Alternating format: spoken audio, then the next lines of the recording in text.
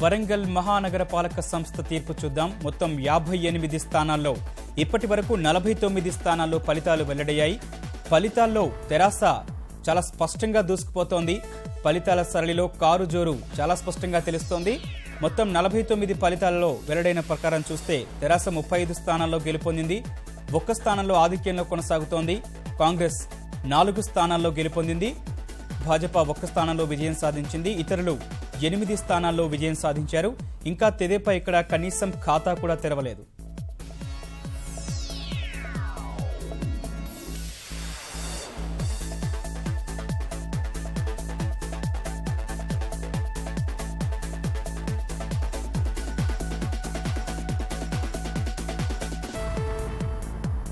శాసనసభ నియోజకవర్గ పరిధిలో పార్టీల గెలుపు ప్రకారం చూస్తే వర్ధన్నపేట అసెంబ్లీ నియోజకవర్గ పరిధిలో మొత్తం 6 స్థానాల్లో ఫలితాల ప్రకారం చూస్తే తెరాస 3, కాంగ్రెస్ 1, ఇతరులు 2 స్థానాల్లో ఇక్కడ విజయం సాధించారు. ఇంకా 3 స్థానాల్లో ఫలితాలు రావాల్సి ఉన్నాయి.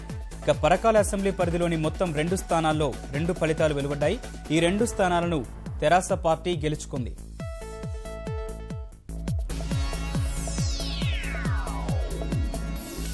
వరంగల్ తూర్పు అసెంబ్లీ నియోజకవర్గ పరిధిలో చూస్తే మొత్తం 23 స్థానాలకు గాను 20 స్థానాల్లో ఫలితాలు వెల్లడయ్యాయి. తెరాస 16 స్థానాల్లో గెలుపొందింది. ఇతరులు 4 స్థానాల్లో ఇక్కడ విజయం సాధించారు.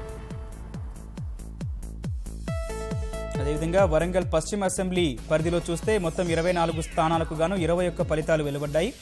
15 స్థానాల్లో తెరాస, భాజపా 1 స్థానంలోనూ, కాంగ్రెస్ 3 స్థానాల్లో గెలుపొందాయి.